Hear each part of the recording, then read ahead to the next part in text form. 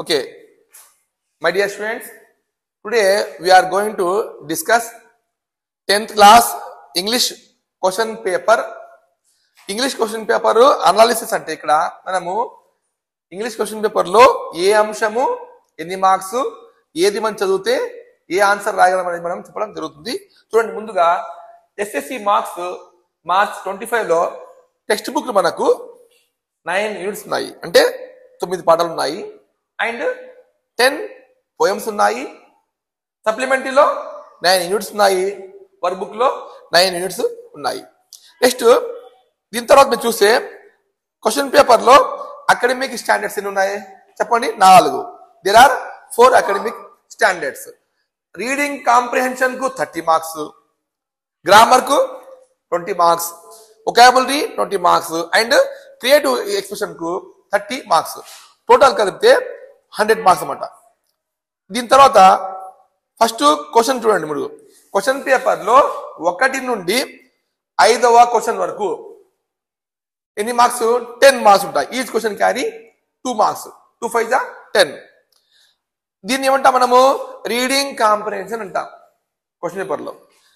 ఇది టెక్స్ట్ నుంచి ఎక్కడ చూస్తుందంటే టెక్స్ట్ బుక్ నుండి మనకు ఇవ్వడం జరుగుతుంది. ప్రోజ్ లో లెసన్ తాలూకు ఉంటాయి.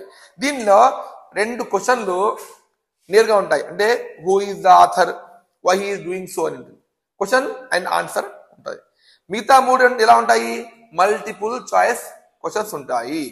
కాబట్టి 2 క్వశ్చన్లను ఆన్సర్ చేయడము కొంచెం డిఫికల్ట్.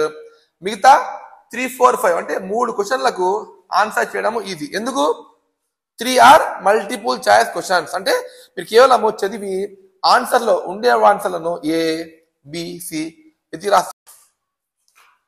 క్వశ్చన్ నెంబర్ 6 to 10 అంటే ఇందులో 5 మార్క్స్ వస్తాయి. టెక్స్ట్ బుక్ నుండి మనము క్వశ్చన్ వస్తుంది. పోయట్రీ అంటే ఒక స్టాంజా మీకు ఇస్తారు. ఒక స్టాంజా ఇచ్చి ఆ స్టాంజాలో 5 క్వశ్చన్స్ ఉంటాయి. ఆ 5 క్వశ్చన్స్ లో 2 క్వశ్చన్స్ ఏమో సెంటెన్స్ రాయాలి, మిగతా 3 క్వశ్చన్లు రాయాలి మనము మల్టిపుల్ చాయిస్ క్వశ్చన్స్ రాయాలి. అంటే మనం 2 కొంచెం డిఫికల్ట్ గా ఆన్సర్ చేయాల్సి ఉంటుంది. 3 4 5 అంటే 3 మార్కులు 3 క్వశ్చన్లకు ఇది ఈజీగా ఆన్సర్ రాయొచ్చు, ఎందుకంటే ఇవి మల్టిపుల్ చాయిస్ క్వశ్చన్ కాబట్టి. అండ్ నెక్స్ట్ చూడండి, క్వశ్చన్ నెంబర్ 11 to 15 మనకు సప్లిమెంటరీ బుక్ ఉంది. సప్లిమెంటరీ రీడర్ బాగా చదివితే మీరు ఇక్కడ నుంచి 11 to 15 అనే క్వశ్చన్ ఆన్సర్ చేయొచ్చు. ఇది చాలా చాలా స్టూడెంట్స్ హ్యాపీ, ఎందుకంటే మల్టిపుల్ 11 to 15 లో సప్లిమెంటరీలో వచ్చేటువంటి క్వశ్చన్ అన్నిటికీ మల్టిపుల్ చాయిస్ క్వశ్చనే. చూడండి ఎంత హ్యాపీ మనకు కదా. ప్రోజ్లో అయితే 2 డైరెక్ట్ క్వశ్చన్లు, 3 మల్టిపుల్ చాయిస్. పోయిటరీలో అంతే 2 డైరెక్ట్ క్వశ్చన్లు, 3 మల్టిపుల్ చాయిస్. కానీ సప్లిమెంటరీ విషయానికి వస్తే అన్ని మల్టిపుల్ చాయిస్ క్వశ్చనే, కాబట్టి మీరు ఈజీగా ఆన్సర్ చేయొచ్చు. Next one, question number 16. ఇది ఎలా ఉంటుందంటే క్వశ్చన్ పేపర్లో మీకు ఒక డయాగ్రామ్, ఒక మ్యాప్ ఇస్తామట. దాన్ని గురించి మీరు క్వశ్చన్ ఉంటాయి. 5 మార్క్స్ మీరు మీకు వస్తాయి. Each question carry 1 mark. ఇవి ఎక్కడ వస్తుందంటే అన్సీన్. అన్సీన్ అంటే మనకు తెలియదు, టెక్స్ట్ బుక్ కాదు, వర్క్ బుక్ కాదు, సప్లిమెంటరీ కాదు, ఈ 3 కాక వేరే వస్తాయి. Next number 17, 5 marks jumble sentences. ఇందులో మీకు 1 పేరా వస్తుంది. ఆ పేరాలో story from morning first to end వరకు కంటిన్యూగా ఉంటుంది. తర్వాత మీకు ఆన్సర్లలో ABCDE ఆన్సర్లలో ఆ స్టోరీ గురించి స్టోరీని జంబ్లింగ్ చేసి పెట్టింటారు. అప్పుడు మీరు ఏం చేయాలంటే ఆ స్టోరీని అనుసరించి ఇక్కడ ABCD డిఫరెంట్ గా ఉన్నటువంటి జంబుల్ సెంటెన్స్ ను మీరు స్టోరీ ప్రకారంగా రాయాల్సి ఉంటుంది. ఓకేనా? ఇది jumble sentence 17. This is new and ఇది మనకు ఎక్కడ వస్తుందంటే అన్సీన్ ప్యాసేజ్, అంటే మనకు టెక్స్ట్ బుక్ లో కాకుండా అవుట్ ఆఫ్ సిలబస్ వస్తుంది. Next one, question number 18. This is also very very important question. Relative clause. చూడండి, combining sentences using who, which, whose and whom. వీటిని యూజ్ చేసి మీరు ఆన్సర్ రాయాల్సి ఉంటుంది. దీనికి 2 మార్క్స్. మనకు ఇది ఎక్కడ చూస్తుందంటే యూనిట్ 1 లో పేజ్ నంబర్ 9 లో మనకు దీని గురించి చెప్పడం జరిగింది. This is question number 18. Next question number 19. Question number 19 చూడండి, active voice to passive voice. దీన్ని active voice and passive voice అంటాము. ఇది చాలా చాలా ఇంపార్టెంట్ క్వశ్చన్. ఒకసారి మీరు నేర్చుకుంటే ఇది 10th, intermediate, degree, all competitive exams కి మీకు చాలా చక్కగా ఇది యూజ్ అవుతుంది. కాబట్టి తప్పనిసరి బాగా నేర్చుకోండి. ఇందులో కేవలము యాక్టివ్ ఇస్తాడు, మనం ప్యాసివ్ మాత్రం రాయాల్సి ఉంటుంది. 2 మార్క్స్, వెరీ ఈజీగా 2 మార్క్స్ వచ్చేయచ్చు. ఇది యూనిట్ 3లోని వర్క్ బుక్ లోని యూనిట్ 3లో పేజ్ నెంబర్ 39లో ఇది రావడం జరుగుతుంది. Textual and general, some time text book లో, సమ్ టైమ్ జనరల్ గా వచ్చే అవకాశం ఉంది. ఓకే. అండ్ నెక్స్ట్ వన్, దీని తర్వాత క్వశ్చన్ నెంబర్ 20 మనం గమనిస్తే మై డియర్ స్టూడెంట్స్ చూడండి, రిపోర్టెడ్ స్పీచ్. ఇందులో as we know there are 4 types: assertive, interrogative, imperative and exclamation. మనకు రిపోర్టెడ్ స్పీచ్ లో డైరెక్ట్ స్పీచ్ నుండి ఇండైరెక్ట్ స్పీచ్ లో మార్చుకోవాలి. అయితే ఇందులో ఎక్కువగా మనకు మోస్ట్లీ అసర్టివ్ నుంచి వచ్చే అవకాశం ఎక్కువ ఉంది. కాబట్టి అందులో మనం బాగా ప్రిపేర్ కావాలి. ఈ మార్క్స్ ఏమో 2 మార్క్స్. యూనిట్ 9 టెక్స్టువల్ నుండి జనరల్ నుండి వస్తుంది. టెక్స్ట్ బుక్ లో పేజ్ నెంబర్ 136 లో మనం ఉంది బాగా నేర్చుకోవాలి. అండ్ నెక్స్ట్ 21 లో ప్రిపోజిషన్ ఖచ్చితంగా మీకు 10th లోనే కాదు, ఇంటర్మీడియట్, డిగ్రీ అలా ఆల్ కాంపిటేటివ్ ఎగ్జామ్ లో మీకు ప్రిపోజిషన్ అవసరము, బాగా నేర్చుకోవాలి. దీనికి 21 క్వశ్చన్ లోది 2 మార్క్స్ టెక్స్టువల్ అండ్ జనరల్ నుండి ఇవ్వడం జరుగుతుంది. నెక్స్ట్ వన్, ఇది క్వశ్చన్ నెంబర్ 22లో ఏముందంటే editing passage. My dear students, this is new question. అంటే ఈసారి మనకు క్వశ్చన్ పేపర్ లో కొత్తగా ఇచ్చారు. ఈ ఎడిటింగ్ ప్యాసేజ్ గురించి మీకు 4 మార్క్స్ చూడండి, 4 మార్క్స్ రావడం జరుగుతుంది. ఈ 4 మార్క్స్ మీరు సంపాదించాలంటే ఏం చేయాలంటే, first point, you should know about 4 things. First editing passage లో tenses, parts of speech, articles and all grammar rules మీరు బాగా నేర్చుకుంటే you can do easily editing passage and you can get 4 marks. Question number 23 అయితే ఇందులో articles అనేవి చాలా easy topic. A and the, ఈ 3 వాటిలో మీరు నేర్చుకుంటే ఖచ్చితంగా మీకు 2 మార్క్స్ మీ పాకెట్ లో ఉన్నట్లే.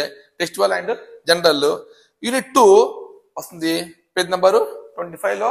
దీని గురించి మరి కొంత వివరణ ఉంది, చూసి నేర్చుకోండి. Next one, question number 24, used to and would. ఈ క్వశ్చన్ లో ఈ 2 వాటిని మీరు వాడాలి. వుడ్ ఎప్పుడు వాడాలి, యూజ్ టు ఎప్పుడు వాడాలి అనేది మీరు స్పష్టంగా తెలుసుకొని ఆన్సర్ చేయగలిగితే 2 మార్క్స్ మీకు వచ్చే అవకాశం ఉంటుంది.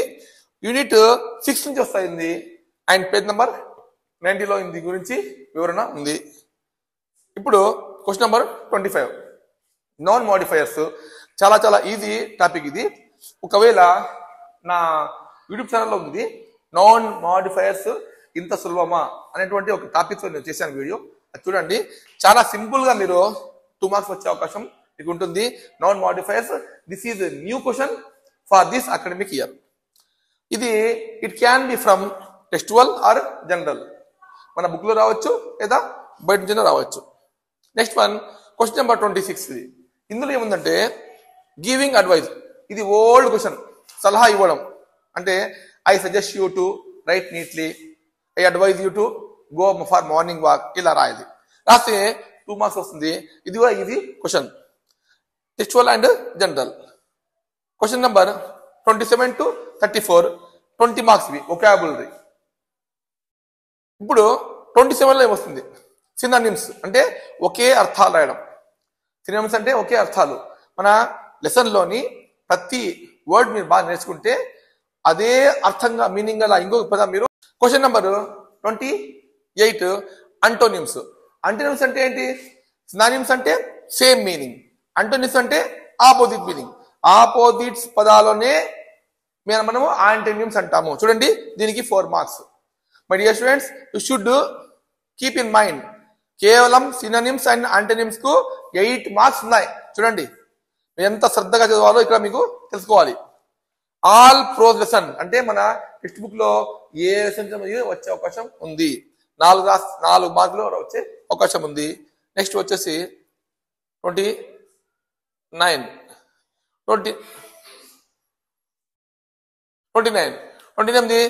Question number 29 right form of the words 2 marks దీనికి 2 మార్క్స్ ఆల్ ప్రోజ్ లెసన్ లో ఇది రావడం జరుగుతుంది ఇన్ ద టెక్స్ట్ బుక్ నుంచి రావడం జరుగుతుంది ఇది 8 ఫార్మ్ అనేది చాలా సింపుల్ కాబట్టి మీరు ఆన్సర్ చేయొచ్చు 2 marks and go for next question number 30 prefixes and suffixes prefix అంటే ఒక పదం ముందు 2 లెటర్స్ రాయడం అంటే ఇల్ లీగల్ ఇవి ప్రిఫిక్స్ సఫిక్స్ అంటే వర్డ్ తర్వాత వచ్చేది సక్సెస్ ఫుల్ అలాంటి వర్డ్స్ క్వశ్చన్లో ఉంటాయి మీరు రాయాల్సి ఉంటుంది 2 మార్క్స్ ఇవి ఎక్కడి నుంచి వస్తాయి all prose lesson in the text గురించి వస్తాయి ఇప్పుడు 31 చూడండి question number 31 wrongly spelled word ఈ రాంగ్లీ స్పెల్డ్ వర్డ్ అంటే there will be 4 words among 4 1 word is wrongly spelled మీరు ఏం చేయాలి ఆ వర్డ్ ను గమనించి గుర్తించి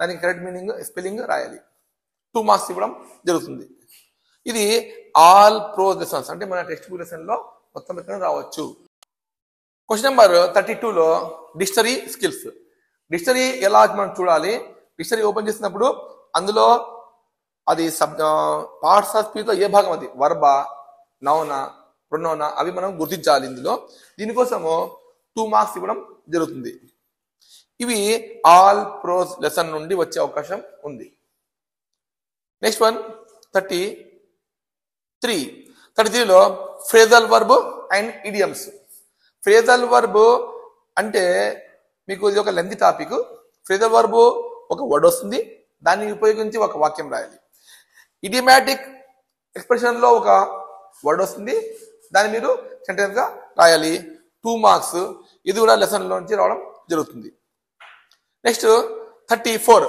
మ్యాచింగ్ ఇందులో లెఫ్ట్ సైడ్ లో కొన్ని వర్డ్స్ వస్తాయి ఆ వర్డ్స్ యొక్క మీనింగ్ బి లో ఉంటాయి దాన్ని వెతికి ఏ బి మ్యాచింగ్ మీరు చేయాలి ఇది యూనిట్ 3 అండ్ 4 లో పేజ్ నంబర్ 41 అండ్ 45 నుంచి మీకు రావడం జరుగుతుంది కాబట్టి 4 మార్క్స్ ఇందులో నెక్స్ట్ వన్ క్రియేటివ్ ఎక్స్ప్రెషన్స్ అంటే 35 36 37 మూడు వాటికి కలిపి 30 మార్కులు ఇప్పుడు 35 చూద్దాం 35 లో ఏంటి ఏ 35 లో ఏముంది కన్వర్జేషన్ మరి మీరు 10 మార్క్స్ కాబట్టి ఇది ఖచ్చితంగా పాస్ కావాలని వాళ్ళు ఖచ్చితంగా ఇది రాయాల్సిందే మార్క్స్ బాగా రావాలంటే హైయెస్ట్ ఇది రాయాల్సిందే ఇది రాయకుండా పాస్ కావడం చాలా కష్టము ఎందుకంటే 10 మార్క్స్ కాబట్టి ఇది from the text book prose part and supplementary పాఠాల నుంచి రావచ్చు సప్లిమెంటరీ రావచ్చు దీనికి ఎన్ని మార్క్స్ 10 మార్క్స్ ఇది చాయిస్ 35 లో ఏ ఉంది బి ఉంది బి ఏముంది డిస్క్రిప్షన్ ఆర్ డైరీ ఎంట్రీ లేదా అది మనకు డిఫికల్ట్ అనిపిస్తుంది ఇది రాయొచ్చు ఇదేంటి డైరీ అంటే మనం